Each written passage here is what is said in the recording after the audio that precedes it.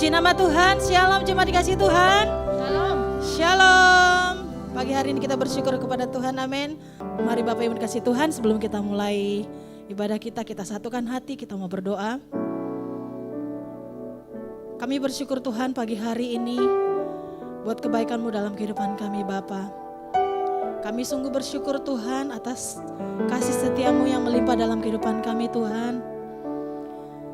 Hari ini Tuhan kami bersyukur Engkau naik menyediakan tempat bagi kami Tuhan. Dalam perayaan ini Tuhan kami percaya Tuhan Yesus, Engkau akan mencurahkan Roh Kudus-Mu atas setiap kami Tuhan. Dan Roh Kudus-Mu yang akan menuntun kehidupan kami Bapa dalam setiap langkah kami Tuhan. Bapa, terima kasih buat pagi hari ini. Engkau membuktikan bahwa Engkau Allah yang hidup dan Engkau naik ke surga. Terima kasih Tuhan Yesus, terima kasih Roh Kudus. Biarlah setiap pujian kami Tuhan naikkan pagi-Mu pada pagi hari ini Tuhan Yesus. Dimuliakan nama-Mu Tuhan, ditinggikanlah Engkau atas setiap puji-pujian kami Tuhan Yesus. Setiap kami umat-Mu Tuhan datang dengan sendak, dengan kerendahan hati kami Tuhan. Kami menaikkan syukur kami. Terima kasih Bapa. Terpuji nama-Mu Tuhan pagi hari ini. Di dalam nama Yesus kami berdoa dan mengucap syukur. Haleluya. Amin. Berikan tepuk tangan buat Tuhan Yesus. Haleluya. Tuhan akan mencurahkan rohnya atas kehidupan kita. Amin. Haleluya. Mari kita sama-sama tepuk tangan jemaat yang di Tuhan, yang di rumah-rumah, bahkan dimanapun kita memuji Tuhan Yesus.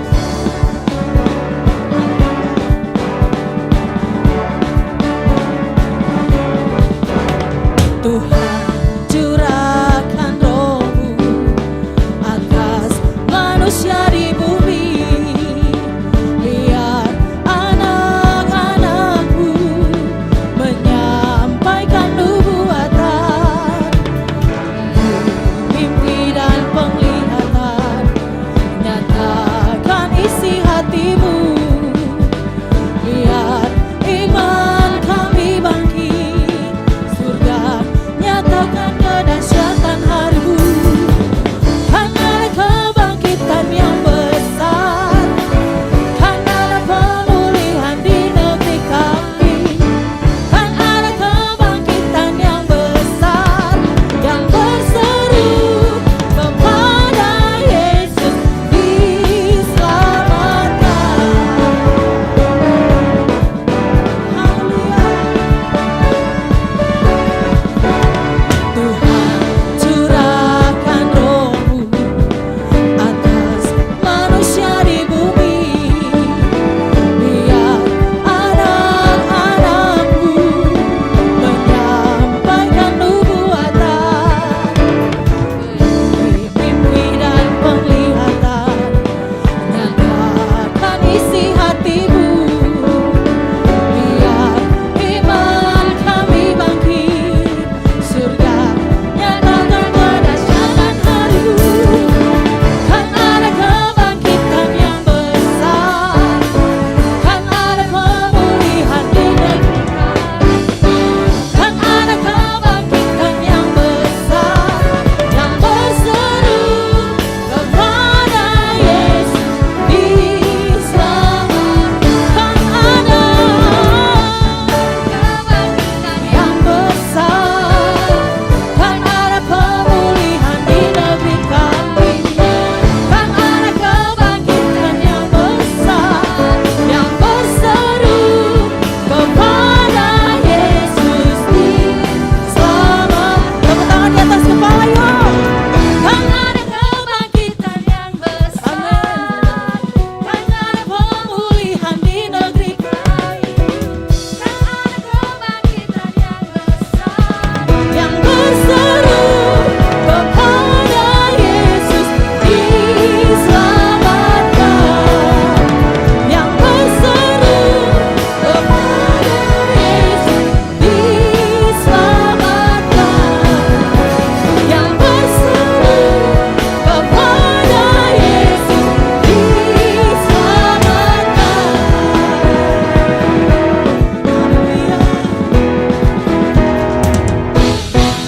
Haleluya. Berikan tepuk tangan buat Tuhan Yesus, karena Tuhan Yesus mencurahkan rohnya atas kita. Amin. Selamat hari Minggu. Saya percaya semua diberkati Tuhan berlimpah-limpah. Pada edisi Voice of Pentecost kali ini kita membahas tentang persembahan perjanjian atau covenantal offering. Menurut saudara, apakah perlu kita memberikan persembahan? Jika terjadi situasi seperti kehilangan pekerjaan, sakit, musibah atau bencana, dan lain-lainnya, perlukah kita memberi persembahan? Sesungguhnya Alkitab menyatakan memberikan persembahan tidak terpisahkan dari kehidupan orang percaya. Hal ini dilakukan selama ribuan tahun sejarah gereja, karena memberikan persembahan adalah salah satu bentuk penting dan nyata ekspresi penyembahan dan bukti penyerahan hidup kita kepada Tuhan.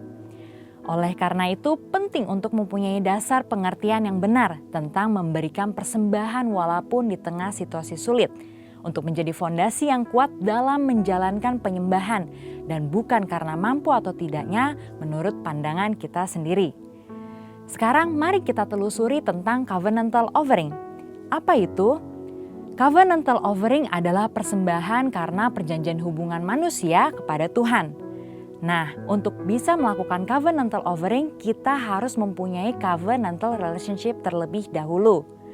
Covenantal relationship itu sendiri adalah hubungan berdasarkan ikat janji yang sangat kuat dengan Tuhan, berdasarkan hikmat firman Tuhan. Firman Tuhanlah yang menjadi petunjuk tingkah laku kita kepada Tuhan dan juga sebaliknya.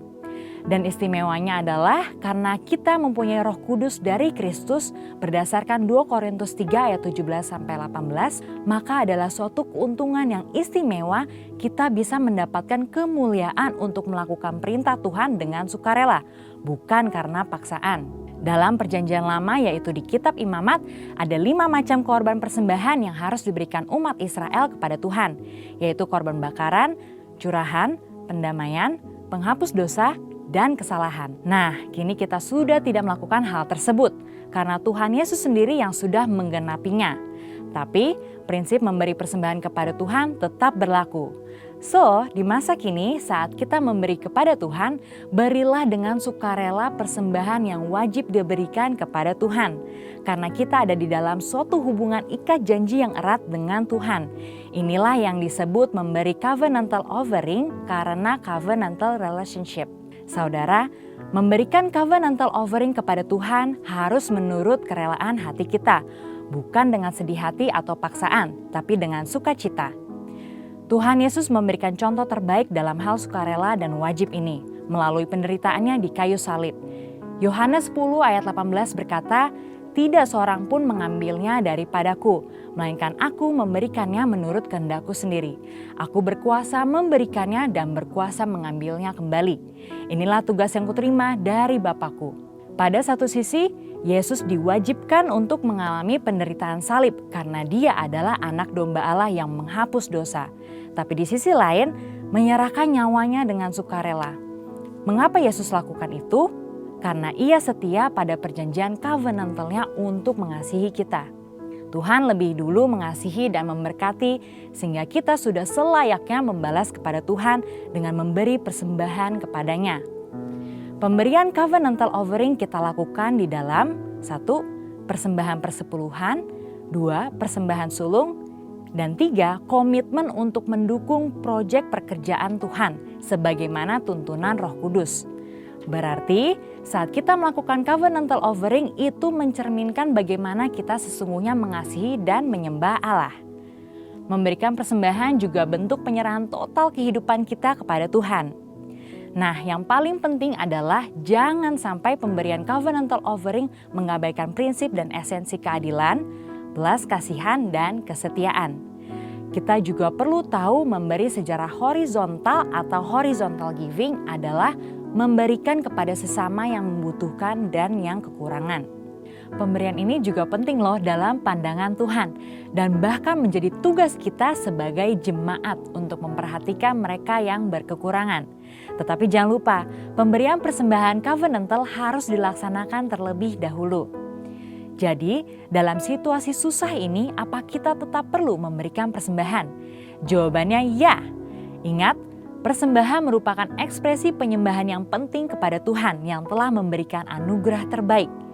Kita memberi persembahan kepada Tuhan melalui institusi yang Tuhan tetapkan untuk menerima dan mengelolanya, yaitu gereja di mana kita tertanam dan bertumbuh seperti dalam Malayaki 3 ayat 10. Pertanyaan kedua, apakah memberi persembahan harus ke gereja atau langsung kepada mereka yang membutuhkan?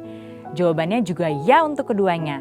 Karena gereja adalah wadah nomor 1 yang Tuhan gunakan untuk menyatakan kepedulian kita dan menyatakan kasih Tuhan kepada dunia dan sesama. Saudara juga boleh memberikan bantuan secara langsung kepada yang membutuhkan sesuai tuntunan Roh Kudus. Perlu diingat, dengan memberi persembahan kepada Tuhan, itu akan melatih iman kita untuk mengandalkan Tuhan senantiasa.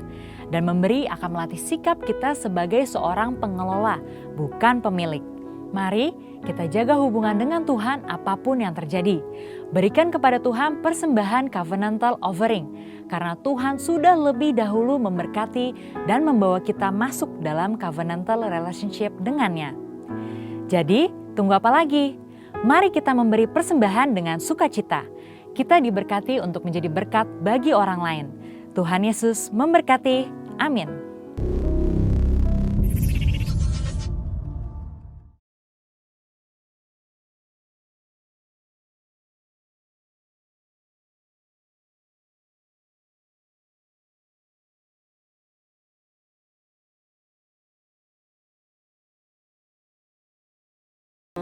Kerinduanku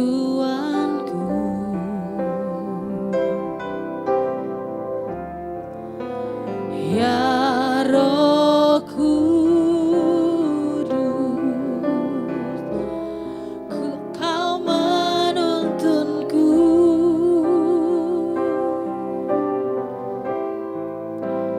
pimpin langkahku, ku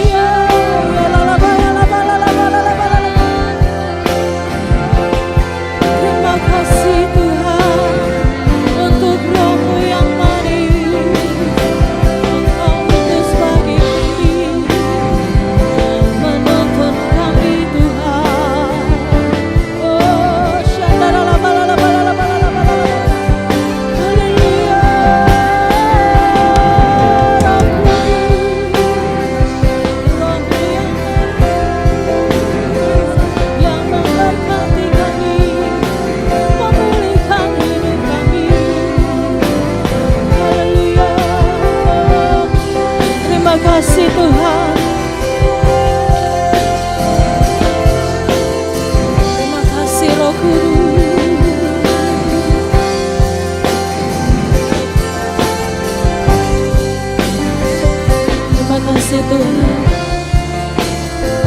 Haleluya. Haleluya. Nyatakan. Amin Tuhan. Di tempat ini Allahku beriku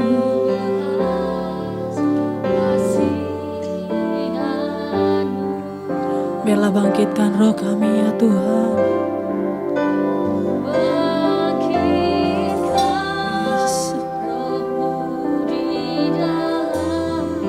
Amin. Nyatakan kuasa namamu,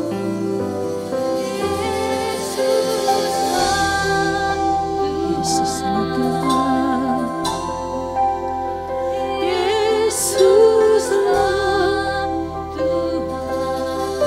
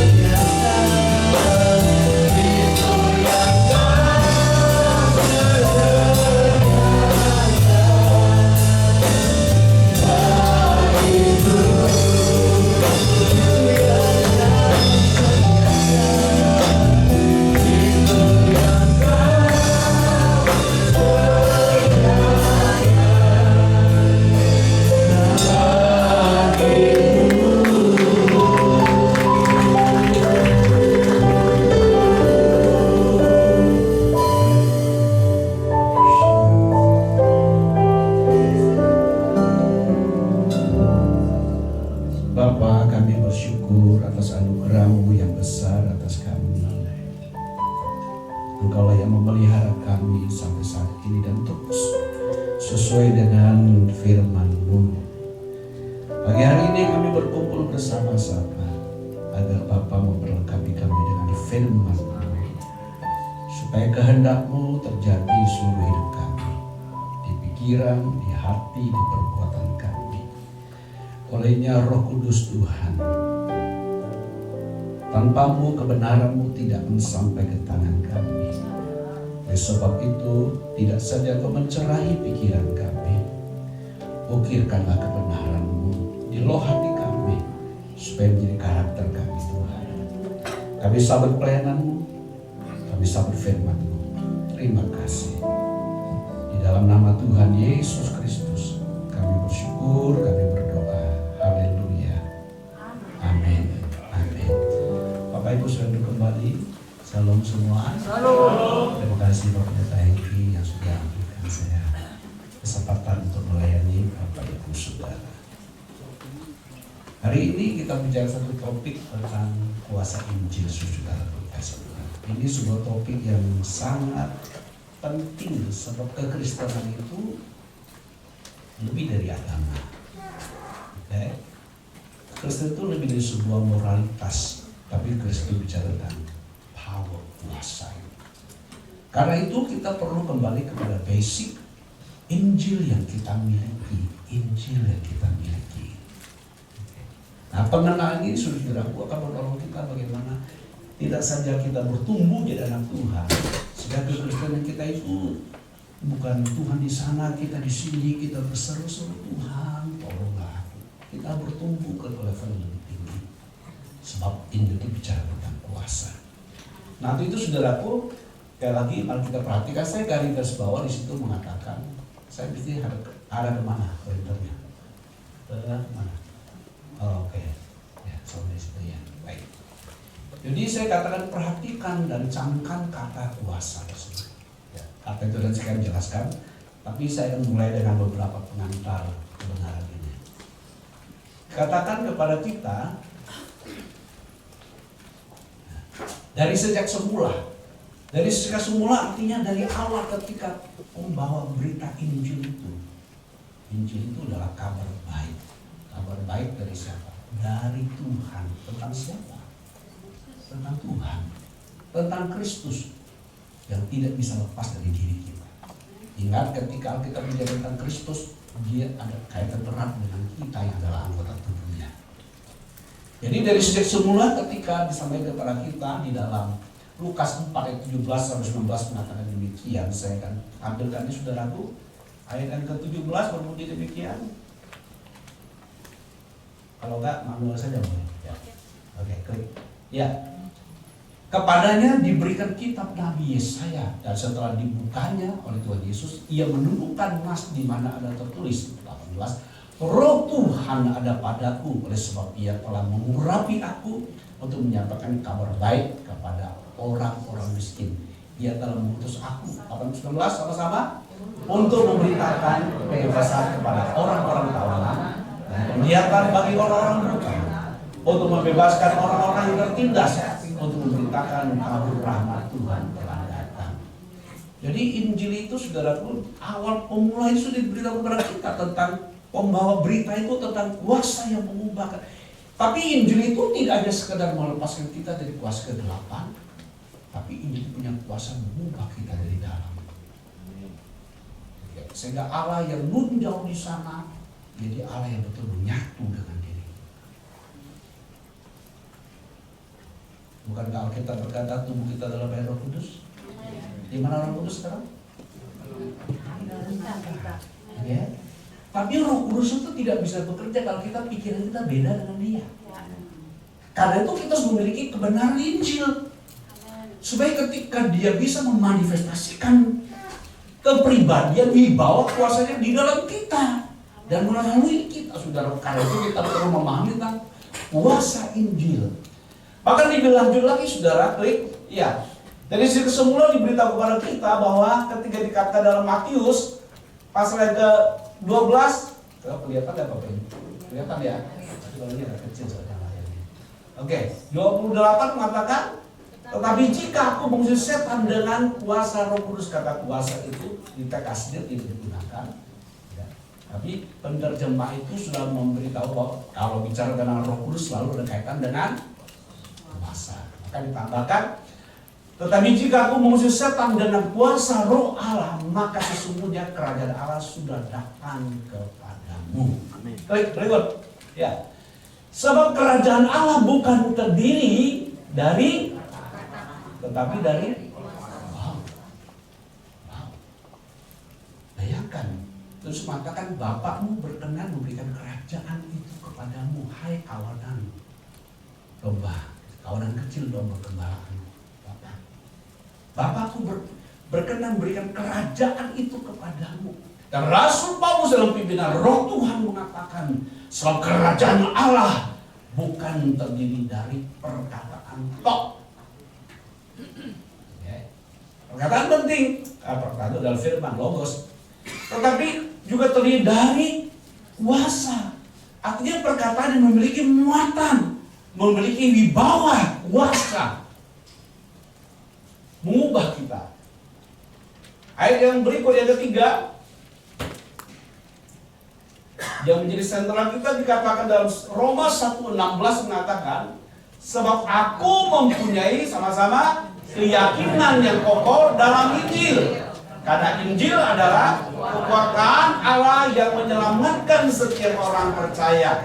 Pertama-tama orang Yahudi, tetapi juga orang Yunani. Teks aslinya saudaraku tidak berbunyi demikian. Ini penerjemah sekarang ini mau menolong kita untuk menjembatani apa yang dimaksudkan dalam tulisan. Jadi teks asli mengatakan, Paulus mengatakan, aku tidak malu karena Injil. Karena Injil adalah kuasa Allah yang menyelamatkan. Kata kuasa itu digunakan saya taruh dari dunamis. Dunamis ini beda dengan exousia. Nanti saya akan berikan definisi sederhana saudara-saudaraku. Tapi dia mengatakan, aku tidak malu karena Injil. Karena Injil adalah kuasa Allah. Banyak orang malu karena Injil. Kenapa? Tidak menemukan kuasanya. Gereja sembunyikan Alkitabnya. Sekarang sih jarang bawa Alkitab. Siapa bawa Alkitab fisik? Siapa yang masih bawa kayak saya begini? Zaman sudah berubah ya. Ini kan bawanya apa? Tablet, handphone itu bagus. Kalau Alkitab ini satu versi aja kita besi bawahnya berat ya. Kalau bawa tablet, di tablet saya itu mungkin ada sekitar 500 versi di dalamnya. Versi Alkitab. Alkitab doang tuh. Jadi kalau itu bawa bukunya satu perpustakaan. Nah, ada orang-orang yang malu karena Injil. Kenapa? Karena tidak mengalami. Lalu mengaku dia adalah orang Kristen. Salah. Karena tahu. Padahal Paulus mengatakan, aku tidak malu. Kenapa? Dia mengalami kuasa Injil. Aku tidak malu karena Injil. Nah kalau diperhatikan di zaman itu di gereja abad pertama saudaraku, tentu siapa sih Yesus dari Nazaret? Sebuah desa yang tidak terkenal, sebuah wilayah di bawah jajahan Romawi, yang ditaklukkan oleh Romawi pada waktu itu, yang menjadi bawahan dari Romawi. Siapa dia dibandingkan dengan penguasa Kaisar Romawi? Apa yang bisa dibanggakan dari Yesus dari Nazaret? Mungkin sebagian orang tidak berani, jadi malu karena Injil. Kalau dibandingkan filsuf Yunani, siapa itu Yesus Nazaret? Di Yunani banyak ahli filsafat, filsuf-filsuf yang hebat. Siapa itu Yesus Nazaret?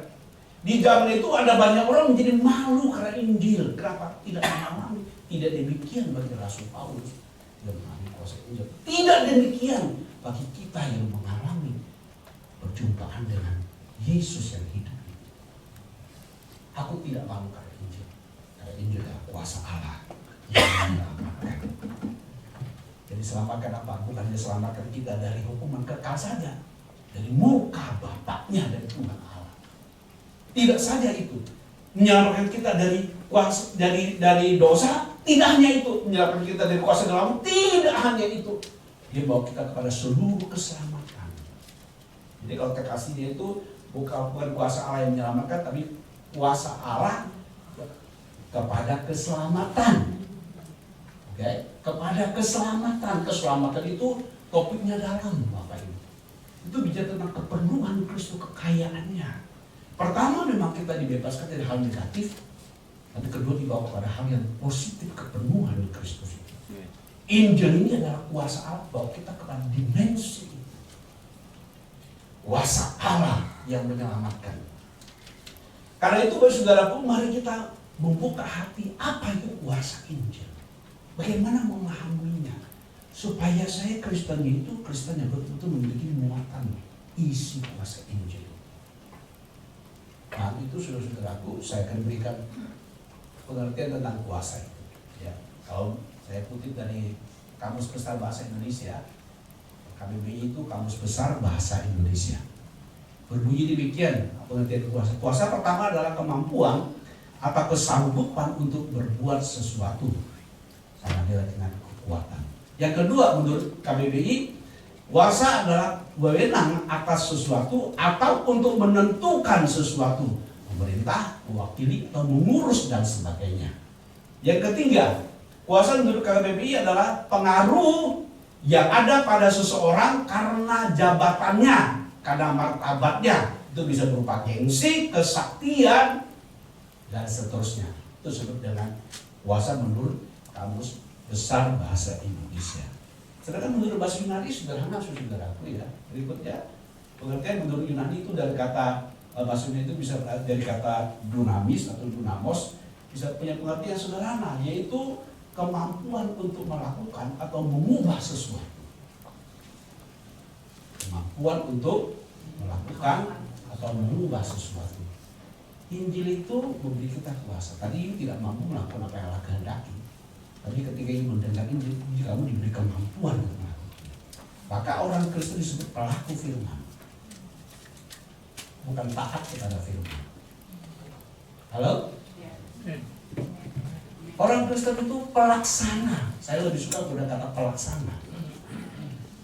Pelaksana itu adalah seseorang yang sudah ada di dalam wilayah yang dia miliki. Dia pelaksana firman, pelaku firman. Jadi kita bukan seperti penyelamat taat kepada firman atau peraturan Allah, tapi kita adalah pelaku firman. Kita ada di dalamnya. Kita pelaksana. Kalau pelaku bisnis, sudah sedang berbisnis atau belum? Sudah belum? Sudah, makanya disebut pelaku bisnis. Dia ada di dalam. Nah, kalau kita memahami tentang Injil itu menjadikan kita adalah pelaku, pelaksana firman, pelaksana kehendak Bapa, pelaksana kehendak Allah. Jadi Injil itu memberikan kemampuan itu, kuasa itu.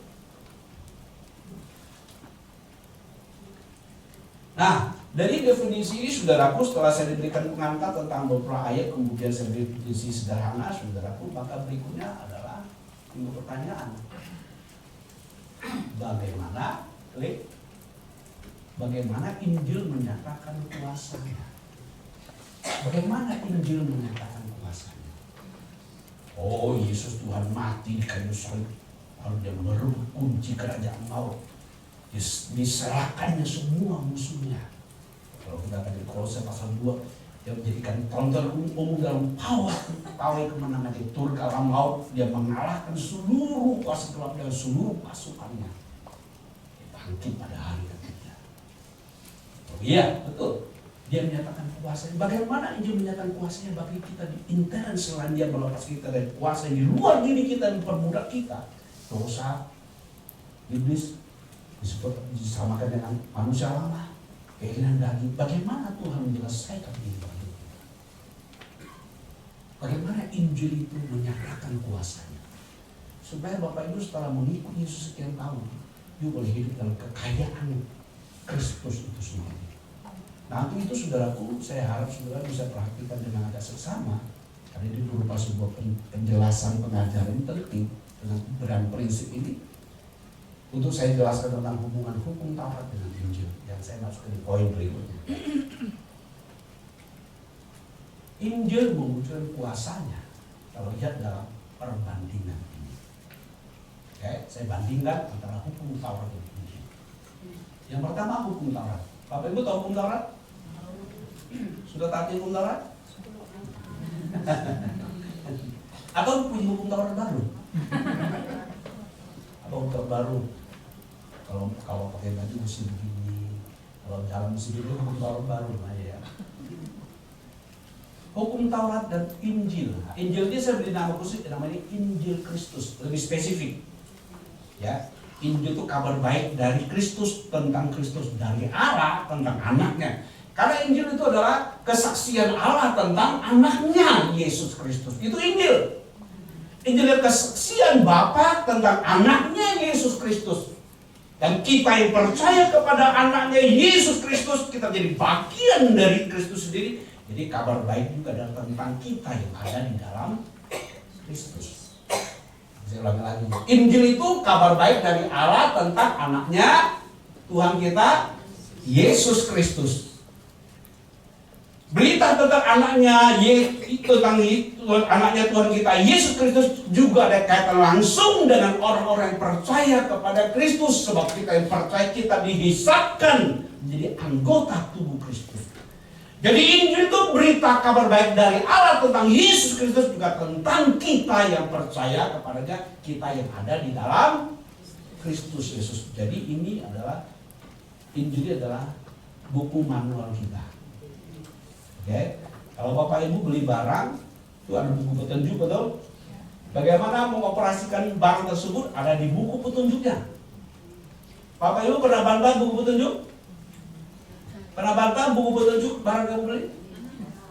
Saya nggak setuju dengan volt 220, saya mau 110, bisa?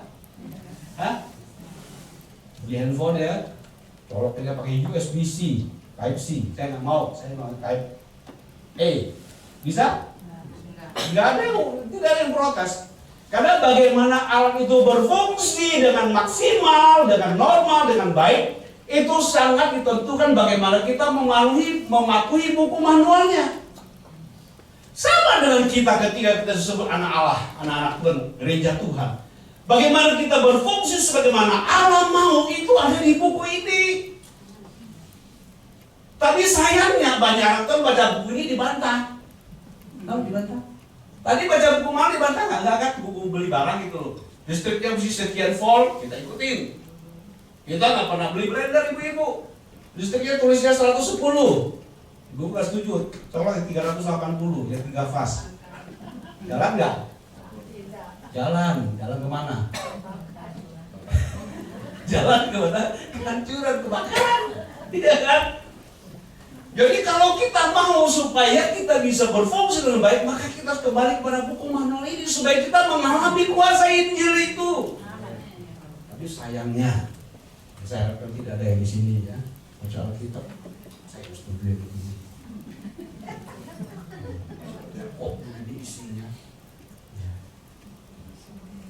Ini buku manual. Tapi banyak orang karena sebagian atau itu tidak tahu bagaimana memahaminya sehingga dia tersesat di situ. Karena kesesatan pengajaran gereja itu muncul dari penggalian Alkitab. Oke, Saksi Yehova dari mana? Ya, tafsirannya yang salah kan? Galinya salah gitu. Ngomong dari mana? Ini juga. Buku ini kalau salah digunakan racun. Tapi ini madu juga. Madu dan racun ya. Jadi lama ya. Bapak Ibu Saudaraku, Injil mewujudkan kuasanya. Kalau lihat dalam gambaran ini, nah, mungkin Bapak Ibu sebagian itu mungkin sudah memahami, tapi saya akan menjelaskan. Pertama, apa itu hukum Taurat? Hukum Taurat itu intinya itu terbagi 3. Disebut pertama adalah Dekalog. Dekalog itu 10 perintah. Ya. Jangan ada padamu Allah lainnya. Bahasa Ibrani adalah law, never, bukan don't. Oke? Apa beda don't dengan never? Hah? Don't itu artinya jangan kapan? Sekarang. Nanti selesai ibadah, boleh. Itu don't ya. Kalau never, jangan pernah ada padamu Allah lain di hadapanku. Tadi kapan? Lama-lamanya. Jangan membunuh. Bukan don. Kalau don? Nah, jangan kalau bahasa Inggris don itu jangan. Jangan itu sekarang. Larangan sekarang. Tapi kalau larangan permanen? Never. Jangan pernah. Ibrani tidak menggunakan al, tapi lo. Itu bagus ya. Jadi itu yang 10 pertama. Yang kedua itu bicara tentang tata ibadah. Nah tadi itu sudah sempat disebutkan. Tadi ada video tadi itu. Bagaimana Tuhan menggenapi ya, korban dan seterusnya itu udah tata ibadah ya. Pendamaian korban itu ini mesti bahwa ini Kristus menggenapi. Lalu yang ketiga adalah hukum sipil. Hukum sipil itu berlaku secara khusus bangsa kita sebagai nation. Mereka ada tahun Yobel. Kita ada tahun Yobel. Tahun Yobel tanggal 50. Kalau dia punya hutang gitu ya, tahun 50 mesti dibebaskan. Kalau Indonesia ada, semua minjam di tahun 49. Kalau untung banyak tahun 50, dibebaskan, ya kan? Kalau kita orang Israel kan ada hukum secara sipil namanya. Jadi kalau dia budak dia sesama Israel ini nggak mampu kerja ini, udah aku jadi pembantu, istilah pembantu dia. Jadi aku nggak bisa sama kamu. Oke, dia setahun kamu gaji dia. Tapi tahun Yobel kamu harus membebaskan budak itu atau orang yang kamu pekerjakan itu. Itu hukum tata ibadah sipil, itu hukuman society-nya sebagai umat kerajaan Allah secara nation gitu buat Israel. Tapi gereja tidak bisa menggunakan itu secara lahiriah. Atau 5 tahun Yobel itu tahun pembebasan, tahun rahmat, dikaitkan dengan kebenaran rohani tadi. Ya, itu adalah 3 bagi hukum Taurat itu. Lalu bagaimana prinsip kerja hukum Taurat? Nah ini saya mau katakan. 1, ia berupa perintah atau larangan yang harus dituruti, yang harus ditaati, yang dilakukan dengan terus menerus, maka akan diperhitungkan sebagai milikmu. Artinya, kalau Tuhan bilang jangan mencuri, kita itu tidak akan diperhitungkan pernah mencuri, tidak pernah diperhitungkan pernah mencuri. Kalau seumur hidup itu tidak pernah mencuri, tidak lahir sampai mati. Jadi hukum Taurat itu larangannya bukan hanya berlaku 10 tahun, nanti diperpanjang lagi 10 tahun lagi, sama STNK. Ya, STNK 5 tahun ya kan. Tapi kalau hukum Taurat itu bersifat larangannya adalah bersifat permanen, artinya dia perintah atau larangan yang harus dituruti, ditaati. Yang dilakukan dengan terus menerus. Jadi perhitungannya kapan? Sampai kita mati baru diperhitungkan. You pernah langgar hukum Taurat tidak? Kalau langgar sekali kira-kira lulus gak? Nggak lulus. Kalau kita sekolah zaman dulu, ya ada 100 soal, kita benarnya 90. Lulus gak? Lulus. Kalau hukum Taurat? Kenapa gak berlaku ya? Ada 10 perintah, lakukan 9. 9 kurang 1 masih 8. Ya kan? Tapi hukum itu tidak begitu. Karena hukum itu karakter Allah, tidak boleh cacat. Dan tidak boleh sesekali saja, tapi harus sejak lahir sampai kepada matinya. Baru bisa diperhitungkan. Kalau kamu melakukan sudah diperhitungkan kepadamu sebagai orang benar. Orang benar dia orang yang kamu diperlakukan Allah sesuai dengan kebenaran yang kamu lakukan dengan tidak melanggar hukum itu. Maka saya beri tanda akan diperhitungkan sebagai milik. Kalau begitu ada yang sekolah hukum Taurat? Tidak bisa. Tidak seorang pun. Karena memang hukum Taurat diberikan bukan untuk supaya manusia sanggup melakukan. Lalu apa tujuan Pak hukum Taurat? Nah, karena saya tidak bahas itu, saya kasih clue-nya saja. Hukum Taurat diberikan adalah untuk membawa manusia kepada Kristus. Ya. Hukum Taurat itu penuntun sampai datangnya Injil. Hukum Taurat membawa kita amsyong, tahu amsyong? Apa itu amsyong? Bukan doa bakso, bukan. Bukan tukang bakso, namanya amsyong, bukan. Amsyong itu buat kita hopeless. Tidak punya pengharapan. Sehingga ketika datang Injil mengatakan Yesus mati bagi kita, inilah satu-satunya jalan keluar. Nah, jadi kalau orang tidak dibawa kepada tuntunan hukum Taurat dan masih merasa benar dengan kelakuannya, kira-kira terima Injil nggak kalau diminta? Hah? Kamu kan orang baik. Maka harus ada hukum Taurat yang menyatakan siapa dia sebenarnya. Dia adalah pelanggar hukum Allah. Jadi hukum Taurat adalah menuntut kita sampai kepada Kristus datang. Nah karena itu saudaraku, itu tujuan inti hukum Taurat. Jadi bukan supaya manusia dibenarkan hukum Taurat. Memang tidak ada seorang pun yang bisa dibenarkan karena melanggar hukum Taurat. Lalu sudah tuliskan di Roma 3, 19, 20 jelas memberitahu kepada kita. Tidak seorang pun. Justru oleh hukum Tauratlah kita mengenal dosa. Okay? Oleh hukum Tauratlah kita mengenal dosa. Ya. Jadi saudaraku, supaya saya ngerti kuasa Injil, saya ajak kita bandingkan dulu hukum Taurat ini. Kalau Taurat kamu lakukan, diperhitung menjadi milikmu. Kalau you hidup tidak melakukan firman Tuhan, bilang silakan masuk. Saudara Joni, inilah hasil karyamu jasamu. Itu gak mau diperhitungkan. Gak ada seorang usaha. Poin yang kedua, klik. Yang kedua, klik. Ya, boleh diklik saudara. Oh, oke, jalan gak? Ya, kedua, jika tidak, maka akan dinyatakan sebagai pelanggar atau dosa yang harus menerima penghukuman. Itu adalah hukum Taurat. Bagaimana Injil yang kita terima? Banyak orang setelah terima Tuhan Yesus yang berlakunya hukum Taurat. Coba. Sudah percaya Tuhan Yesus, berlakunya hukum Taurat, kira-kira nyambung nggak? Nah, ini penting bagaimana memahami ini, saudara.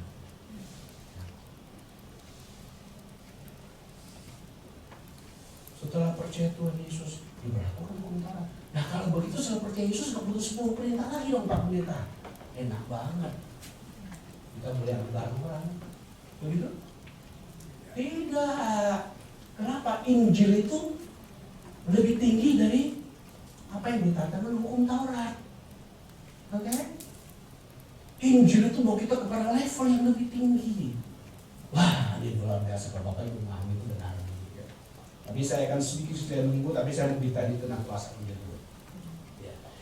Di 2 poin ini, sekarang kita banding ke poin yang ke sebelahnya, Injil Kristus, ya. Ya, klik. Apa Injil Kristus?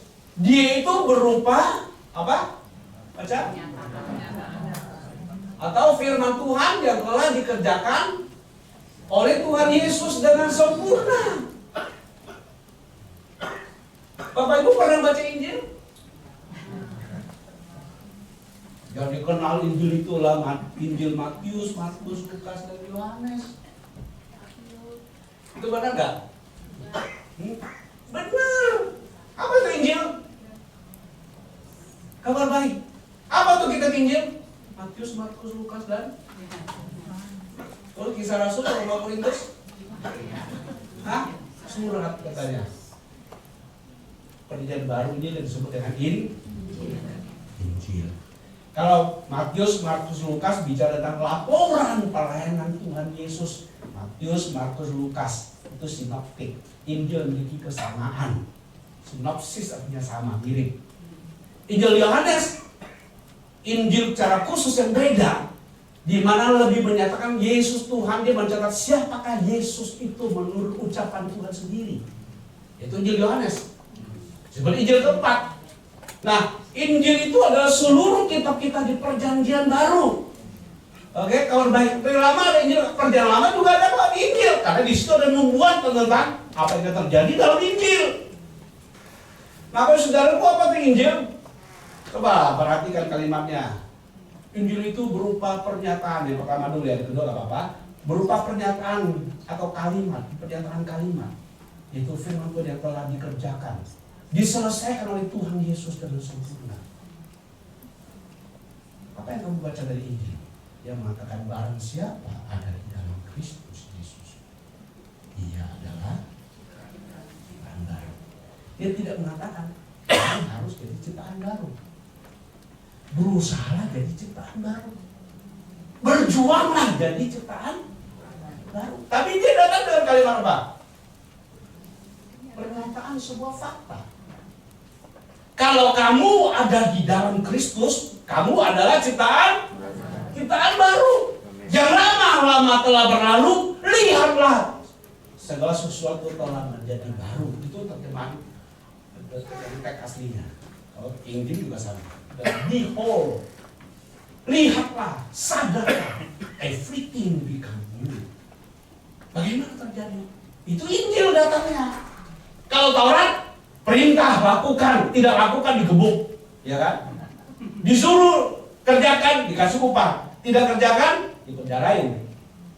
Itu tapi kalau Injil, dia datang dengan berupa pernyataan, mengatakan tentang siapa kita di dalam Kristus.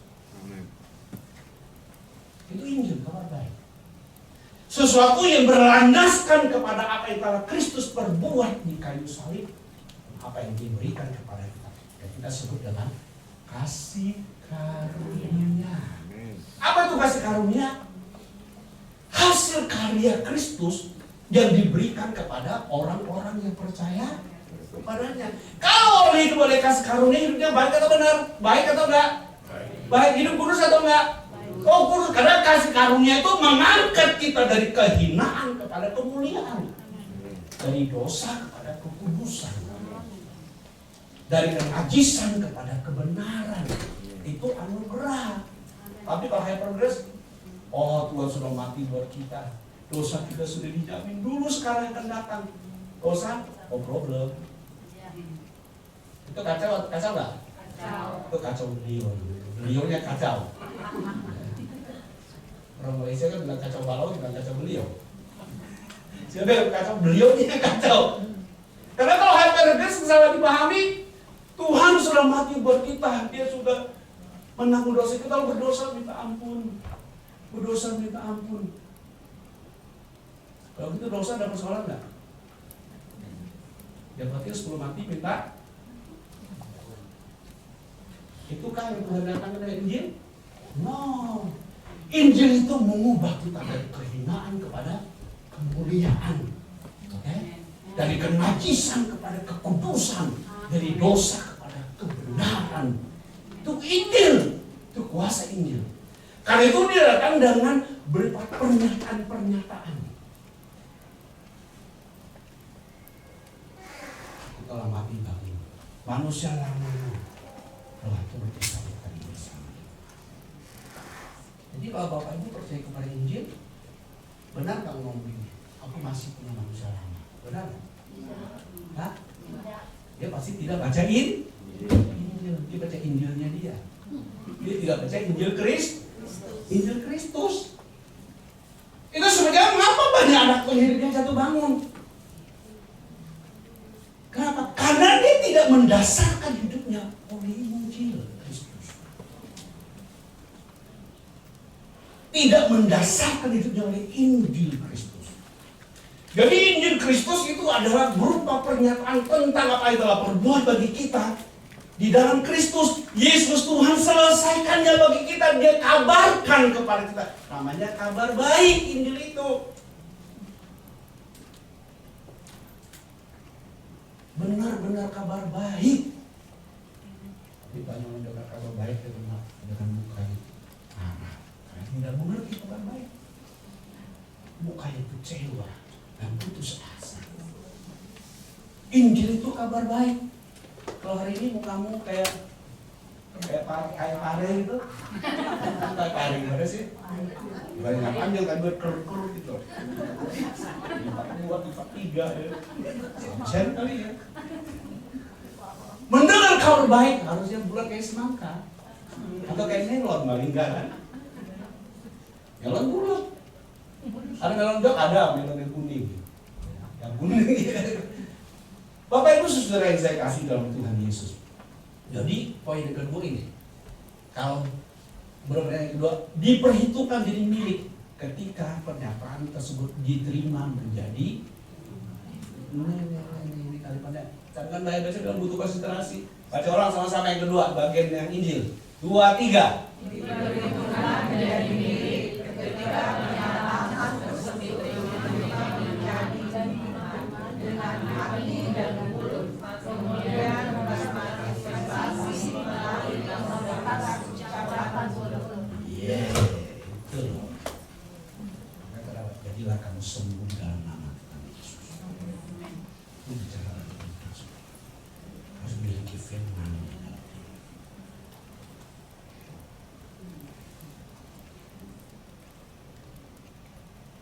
Ini kebenarannya sangat luar biasa. Orang benar hidup oleh salah, hidup oleh hukum Taurat sendiri. Orang benar hidup oleh Taurat benar? Hidup oleh apa? Iman. Apa beda iman dengan hukum Taurat? Apa beda iman dengan melakukan perintah Tuhan? Melakukan perintah Tuhan penting nggak? Penting. Kalau nggak lakukan gimana? Digebukin. Ya kan? Lalu apa bedanya dengan Injil? Bahkan banyak anak Tuhan tidak memahami, dia percaya Tuhan Yesus, tapi dia mau melakukan apa yang Allah suruhkan kepadanya. Itu prinsipnya baik, betul. Tapi itu tidak akan bekerja. Dia akan bergumul seumur hidupmu jadi orang Kristen. Lu tidak bisa mewakili alam, jangan karena Allah. Belum bisa. Apa itu katakan, jadilah kehendakmu di bumi seperti di surga. Siapa yang melakukan Allah? Siapa? Allah atau kita? Bapa kami yang di surga, dikuduskanlah namamu, datanglah kerajaanmu, jadilah kehendakmu di bumi ini seperti surga. Siapa yang sebutkan karena Allah di bumi ini? Allah? Tergantung kepada Allah sendiri. Kalau tergantung kepada Allah, kita panggung tangan aja kita kan. Jadi itu harus memahami Allah menghendaki bagaimana kan? Ketika Dia menjadikan kita di dalam Kristus itu, kayak Injil, kita tuh pelaksana kehendak Allah. Setan, kamu pergi keluar, ya seluruh. Karena kita pelaksana kehendak Allah. Ya, udah bisa nangkap? Kuasa Injil. Jadi kalau di rumahku bantu karena kuasa setan, kuasa sebagai pendeta gitu. Cari yang kurus itu. Setan yang takut sama yang gemuk kayak ini. Karena yang kurus-kurusnya gak keluar nih. Gak usah. Kalau kamu mengerti tentang kuasa Injil. Okay. Karena itu mengatakan orang benar hidup oleh iman. Apa itu iman? Melakukan firman Tuhan. Beda sama dengan hukum Taurat enggak? Taat kepada hukum Taurat, taat kepada perintah Tuhan. Ya sama lagi dengan Taurat. Lalu apa bedanya dong? Pasti ada beda. Kalau nggak beda, dia sudah mengatakan orang benar hidup oleh hukum Taurat. Ya kan? Tapi tidak mengatakan kan orang benar hidup oleh iman. Apa iman itu dong sekarang? Apa itu iman? Percaya. Bapak Ibu tahu apa itu percaya? Apa itu percaya? Apa Bu? Saya mulai ke bawah ya, kayak gini ya, supaya nggak tutup gitu Pak. Kan ini kan 3 sabdi kan. Apa itu percaya sih? Masalah kerja. Alkitab bilangnya beda. Kenapa kamu baca Injil? Coba baca. Efesus 3:12 isinya apa? Efesus 3:20 isinya apa? Karena saya kan mau buka Injil kan, Bapak Ibu pakai Injil. Jangan sampai pikiran itu beda dengan Injil. Maka tidak mengalami kuasa Injil. Coba baca. Bagi jalan yang dapat dilakukan jauh lebih banyak daripada yang kita doakan atau pikirkan. Ya. Seperti yang ternyata dari kuasa yang bekerja di dalam kita. Di dalam mana? Kita. Di Tuhan dari kuasanya. Di mana? Kita. Di mana? Kenapa kita? Karena roh Allah ada pada kita. Jadi kalau kita pakai Injil, dia tidak memahami kebenaran, bisa mengalami kuasa Injil. Boro-boro, nolongnya nolong, bohongnya bohong, ya. Kenapa? Karena dia tidak mengalami kuasa. Siapa Injil itu adalah kabar baik tentang apa? Tentang Yesus Kristus. Dan orang yang menjadi satu dengan gereja ini. Jadi kita itu tidak boleh tidak memahami Injil, Bapak Ibu. Jadi Injil itu berupa pernyataan, itu firman Tuhan yang mana Pak Bun? Itu kembali ke Taurat lagi. Kamu siapa nanti? Firman yang mana? Firman yang berbicara dalam karya Kristus dan seluruh hasilnya. Jadi disebut oleh para rasul yang berupa pernyataan-pernyataan. Dia mengatakan, kamulah imam yang raja, bangsa yang kudus, umat-Ku yang Allah. Tapi waktu Taurat diberikan kepada Israel itu bilang apa? Kuduslah kamu supaya kamu jadi umat pilihan. Kalau kamu tidak turuti, Ku buang kamu. Itu Taurat. Tapi kita pada gereja apa beritanya? Oleh Petrus dikatakan kepada kita dalam Roh Kudus 1:29, kamulah bangsa yang kudus, imamat yang rajani. Dia tidak mengatakan jadilah bangsa yang kudus. Kenapa? Karena Kristus menguduskan kita di dalam korban penebusannya. Persoalannya anak Tuhan, pendengar Injil. Injil itu tidak mendidik imannya. Apa itu iman? Iman itu lebih dari percaya. Contoh ya, Pak Ibrahim ada lima kainnya nggak? Oh, nggak ada. Ini kita pulang sore ya. Kasih ibadah sore kan ya. Apa itu Pak?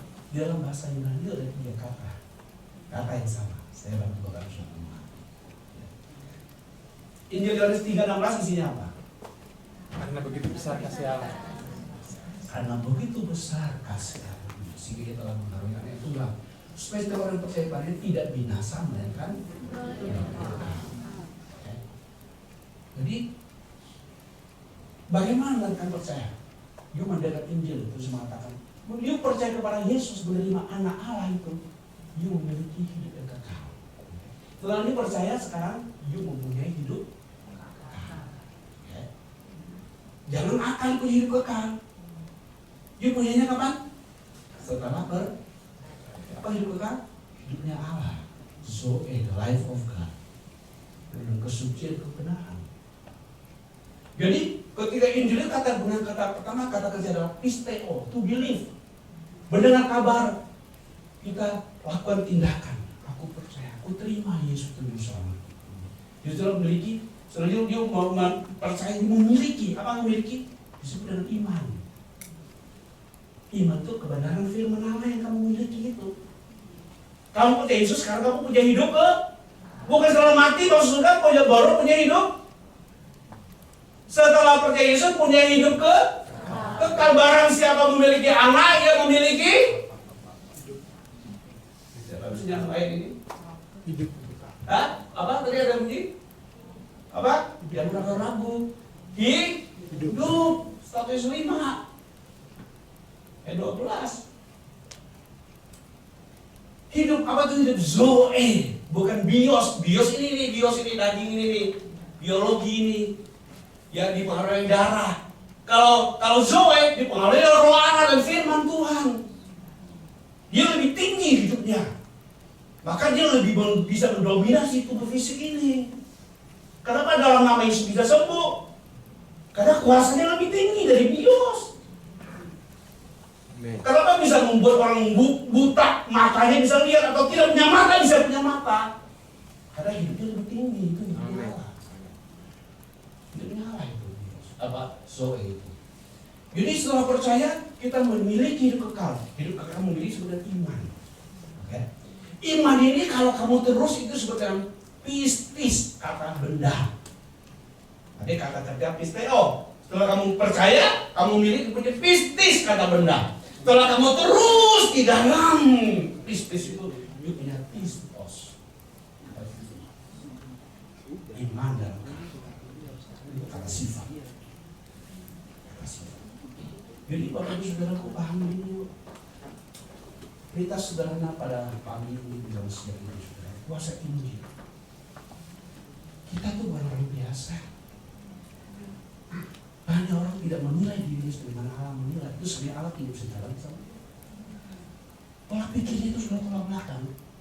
Saya dari kampung yang terpencil, orang tua tidak terkenal, miskin. Mindsetnya itu loh. Mindsetnya. Dia tidak hidup oleh Injil. Tidak hidup oleh iman. Iman di sini adalah Injil. Oke. Nah, dari sini saudaraku, karena memiliki firman, pernyataan, maka menjadi iman dalam hati. Lepas dengan mulut mendapat otoritas. Masuk di sini, dengar di sini, kadang-kadang nyangkut di sini. Iya kan? Firman Tuhan dengar di sini, kadang-kadang nyangkut di sini. Apa? Gak masuk akal. Iya kan? Nyangkut gak? Nyangkut. Ya. Ada lagi gak mau pakai ini, masuk di sini, tembus di sini. Parah lagi kan? Ya harusnya adalah masuk di sini ke hati. Kurang kuat gak akal dong. Saya jelas tadi kan masuk akal. Masuk akal kan? Karena Allah itu cerdasan paling tinggi itu Tuhan. IQ paling tinggi itu Tuhan. Jangan salah itu. IQ tak terbatas itu. Firman itu adalah hikmat Allah yang bertinggi. Jadi dalam firman Tuhan lewat sini, lalu menjadi karakter. Bagaimana itu terjadi? Yuk kita lihat bagian ini ya, saudara ya. Klik berikutnya Roma pasal 8. Nah, dari ayat 5 sampai 8 kan dituliskan. Kita sama-sama 5, 2, 3.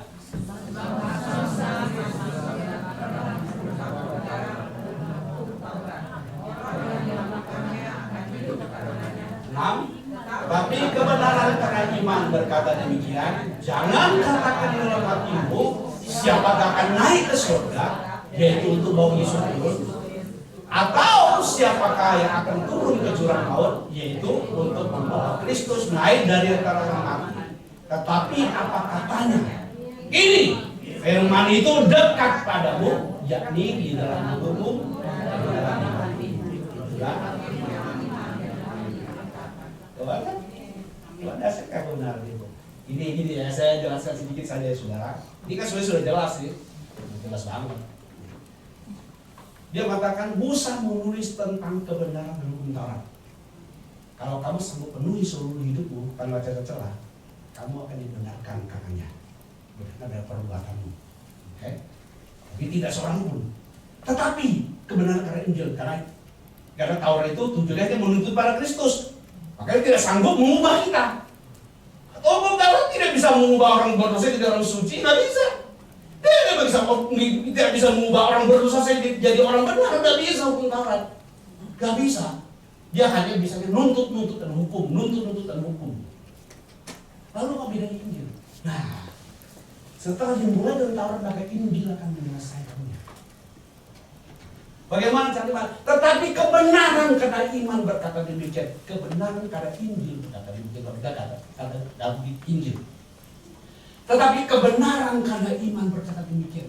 Jangan katakan dalam kamu, siapa akan naik ke surga, yaitu bau Yesus turun, atau siapa akan turun ke jurang maut, yaitu untuk bau Kristus naik dari orang mati. Maksudnya apa sih? Apa itu nanti nggak ayat 6 itu? Kenapa digunakan pembanding Pak gunakan Yesus naik turun surga itu dan turun ke alam maut? Apa maksudnya ketika dibicara tentang firman ini? Ini, jadi tadi saya kutip ayat 25-17. Barang siapa ada di dalam Kristus, dia adalah yang lama-lama apanya yang lama? Bukan fisiknya, oke? Warisan kejahatan Adam pertamanya, dan seluruh karakternya, sinful nature-nya, oke? Kodrat dosanya telah berlalu.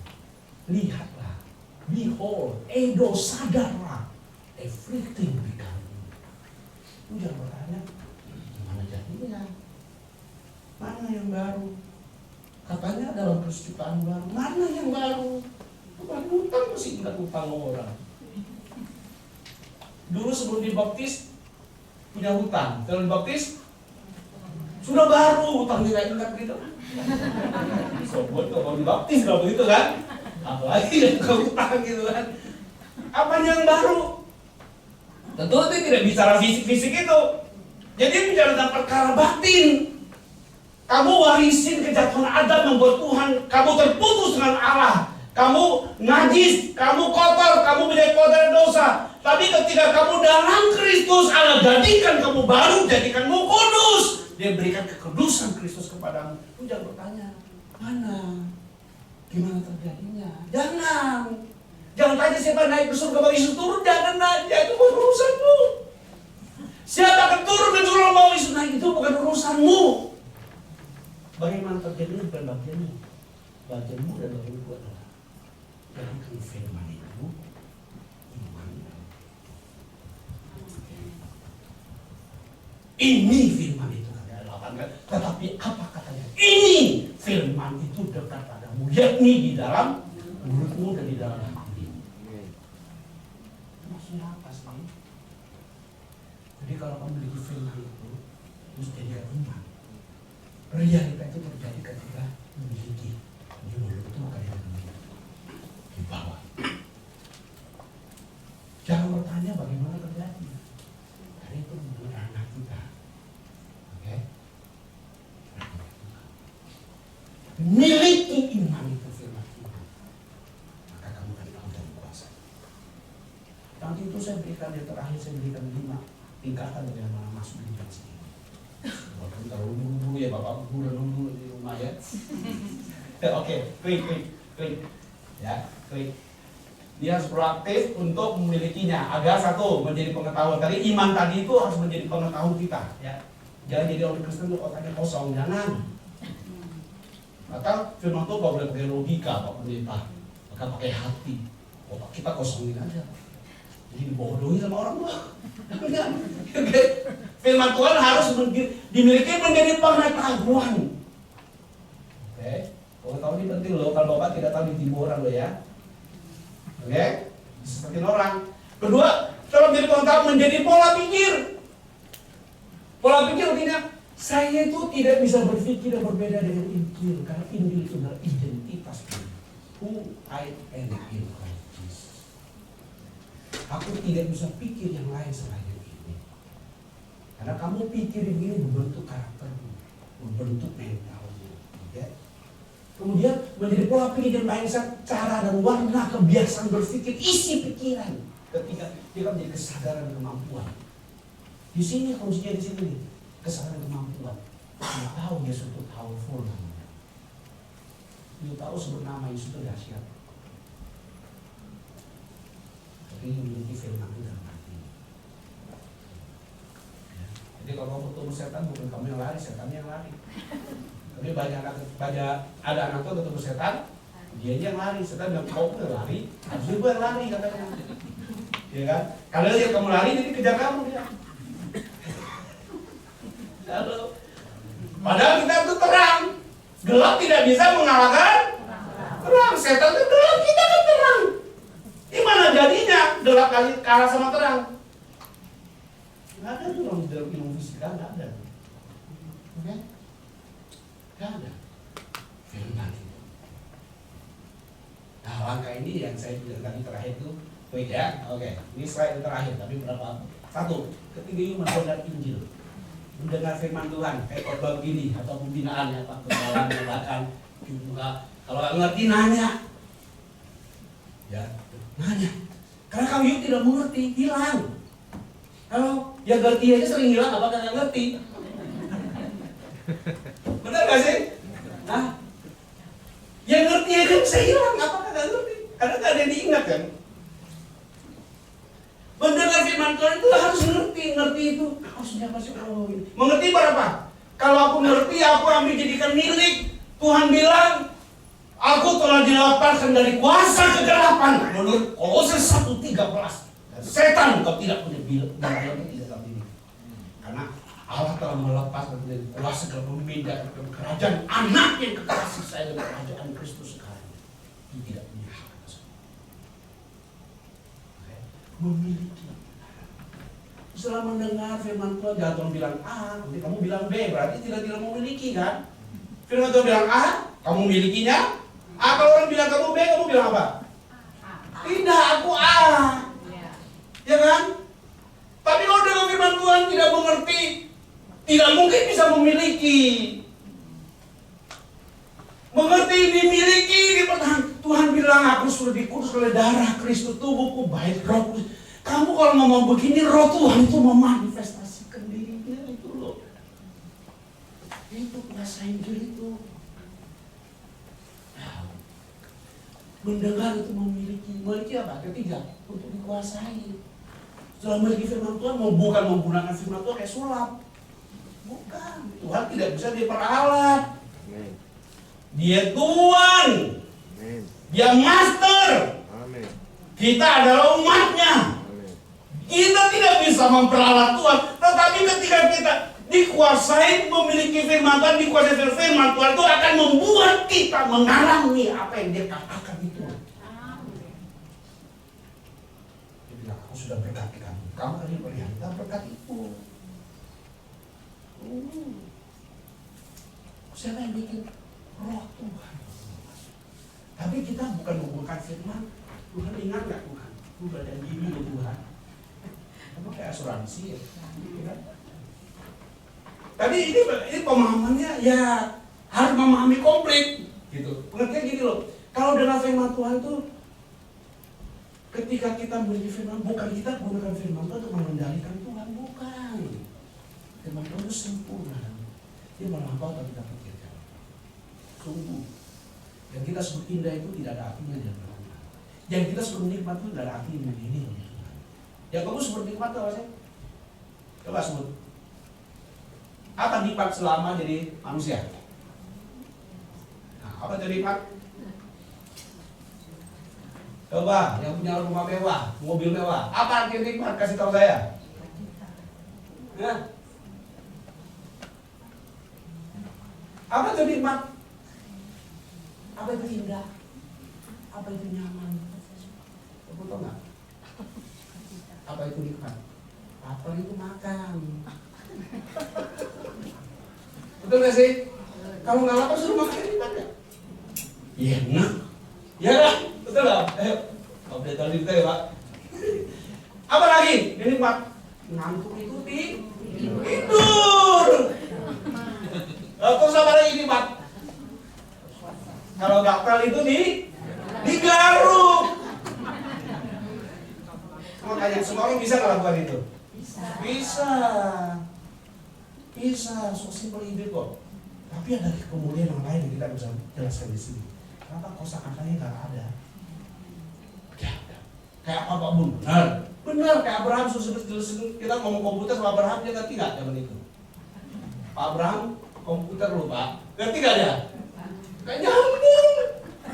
Karena di zamannya belum ada kosakata itu. Komputer itu sudah ada yang sejak diciptakan, sudah ada semua, tidak ada yang baru kata Alkitab. Semua telah ada. Tuh. Bagi tidak ada yang surprise buat Tuhan. Tidak ada buat Tuhan kaget. Yang kaget itu manusia. Kan di batang nanti itu ada hal yang belum kita. Karena kosakata kita nggak cukup. Paulus mengatakan aku diangkat ke langit ketiga di Firdaus. Aku mendengar kata-kata yang unlawful, yang tidak bisa diucapkan. Apa itu? Sesuatu yang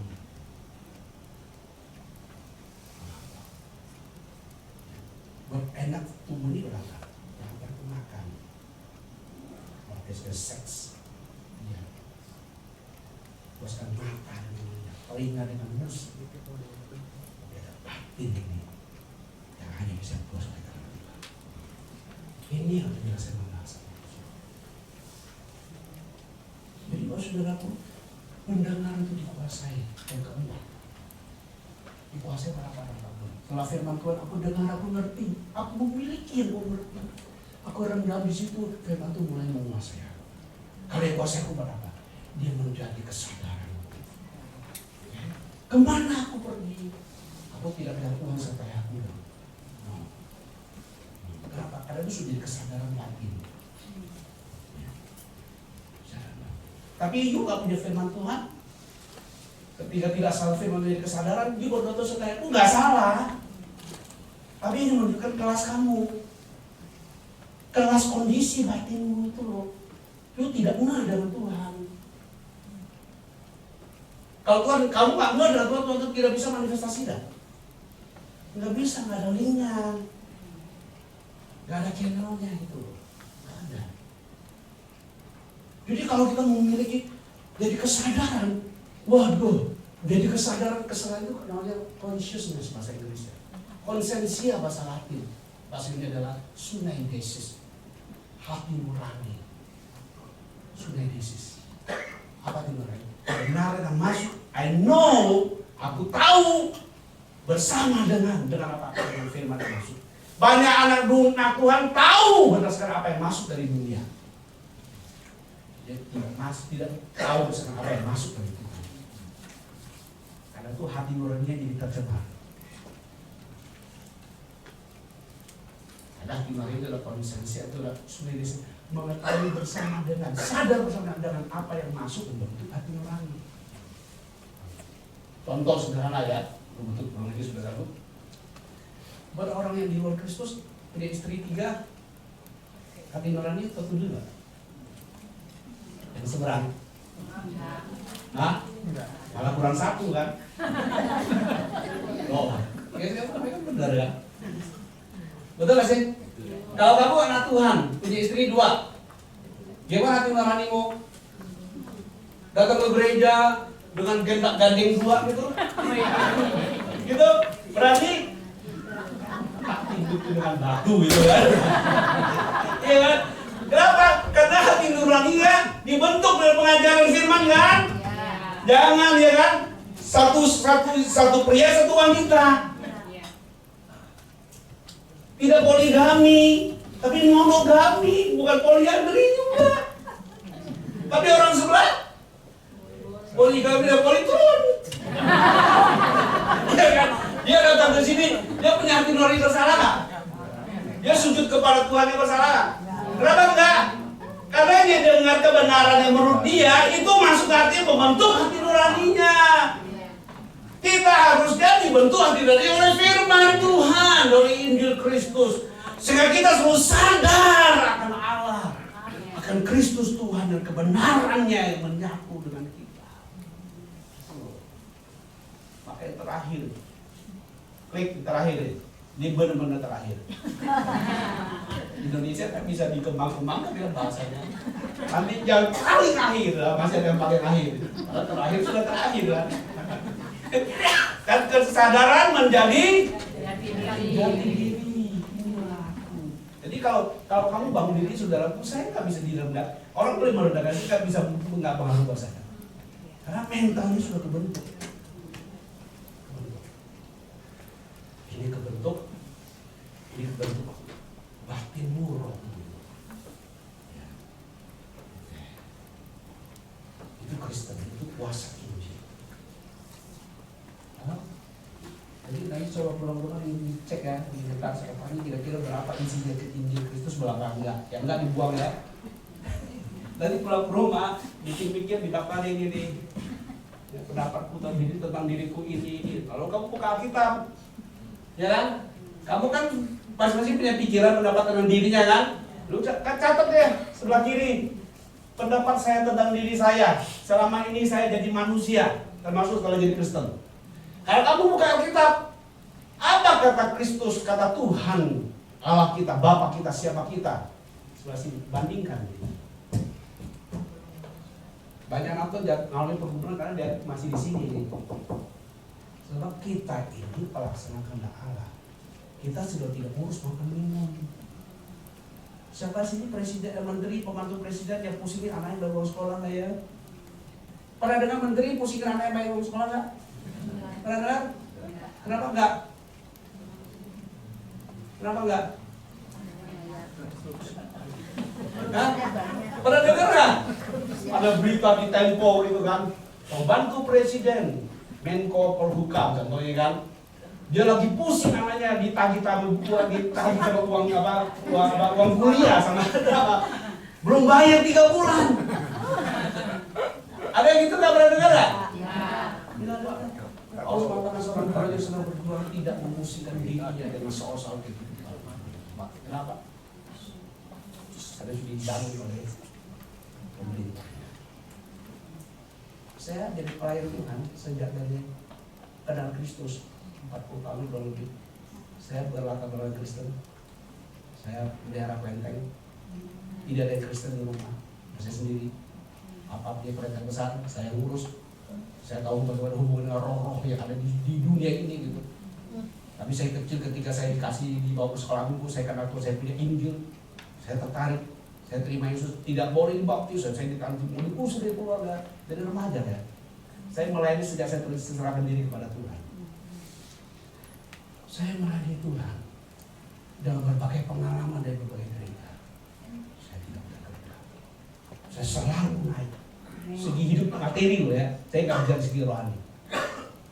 Sungguh kenapa? Saya kalau melayani Tuhan, saya tidak pikir tentang saya tidur di mana. Kalau gereja butuh duit, saya buka semua. Dan hidup saya itu selalu berkelimpahan. Karena mindset saya adalah kerajaan. Kalau kita bertumbuh hidup Injil Kristus itu berubah. Itu tiba-tiba saya punya ide di bisnisnya. Dia punya hikmat orang yang itu baca situasi, anu enggak ya saham yang paham ya. Kata orang Chinese, taruh di atas takut kucing, taruh di bawah takut anjing. Pernah dengar taruh kopat anjing? Belum pernah ya? Kalau itu tuh kata daerah di daerah saya, kalau bahasa kayaknya begini. Pernah dengar bahasa kayak belum pernah ya? Nah ini kursus gratis. Yongko yang miao, Yong ai yang kep. Nah, gitu, kayak itu anjing. Dia si Aceh itu anjing banget ya. Tuh, miau itu kucing. Kalau orang tadi membawa binatang itu pakai suaranya biasanya. Miau itu adalah Mandarin juga sama. Miau itu kucing. Miau itu kucing. Jadi taruh atas taruh kucing. Taruh di bawah takut anjing. Taruh di bak takut diras baknya. Kalau di bangka takut kebanjiran uangnya. Bingung, taruh di mana? Gini. Jadi kalau Bapak Ibu, kalau Juk hidup dari Injil, Juk kalau bisnis, ya Juk punya hikmat yang melebihi orang pada dunia. Tuhan itu excellent. Jangan dibodohin oleh orang kalau dia Kristen miskin, asal masuk surga. Itu janji Pentakost tadi itu. Kristen itu excellent. Dia aja Israel lahirnya, dia orang bodoh atau pintar itu, jangan lagi perang itu. Hah? Orang Israel itu pintar atau bodoh? Cara fisik loh, itu bangsa yang dibuang berkali-kali ke dunia. Apalagi kita adalah anggota tubuh Kristus. Israel sejati kata Paulus, dan tidak kelihatan di jauhnya. Surat itu surat batin, roh. Jadi saudara kalau kita punya hidup Injil, kita punya hikmat. Kita ketemu orang ini nggak boleh membunuh setengah. Kita kalau turut mengganggu. Kalau dia hidup Injil, dengan dia jual iklan, oh iya bener loh, langsung invest, kemakan dia duitnya deh. Nah, ayo nggak bisa lihat.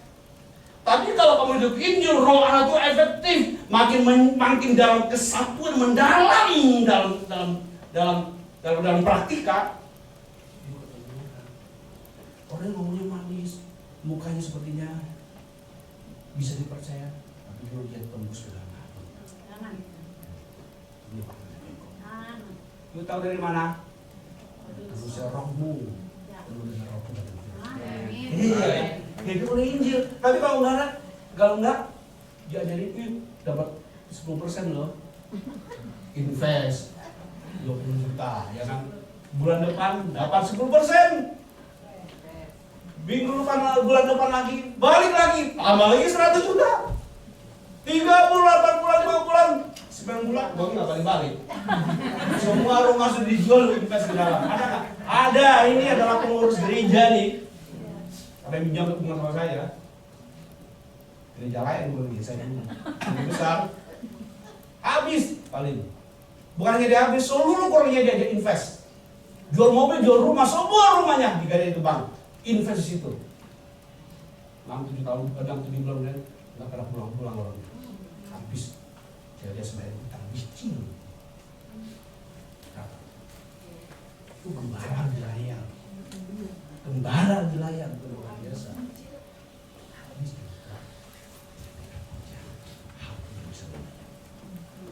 Kalau kita yang berinjil, kamu jadi orang excellent.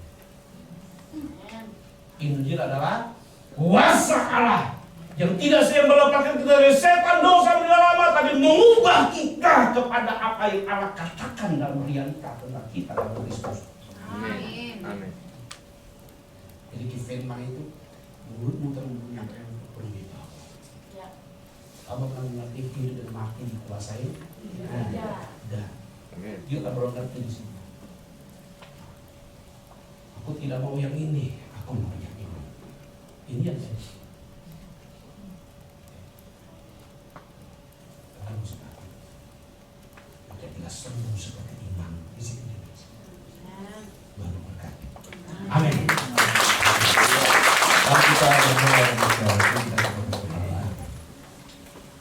Bapa, terima kasih untuk karya yang sempurna bagi kami dalam Tuhan Yesus. Roh Kudus Tuhan, jadikan itu real di hati semua kami. Jadi kapan pengukiranmu, kenyataanmu kebenaranmu. Terima kasih. Kami bersyukur kami adalah bagian dari Kristus, anggota tubuh Kristus. Memiliki hidup yang sama dengan kepala, di bawah otoritas yang sama dengan kepala. Terima kasih. Terima kasih. Berkati umat-Mu yang mendengarkan firman-Mu. Beri pertumbuhan supaya ketika Bapa menemui kami mendapati buah-buah yang Bapa kehendaki. Kami bersyukur dan berdoa memberkati hamba-Mu, memberkati Lim dan kesempatan Pak Jeffrey supaya hamba-Mu melayani sini Tuhan. Rapat-Mu dan kuasa Bapa. Terima kasih. Dalam nama Tuhan Yesus kami bersyukur, kami berdoa. Haleluya. Amin. Amin.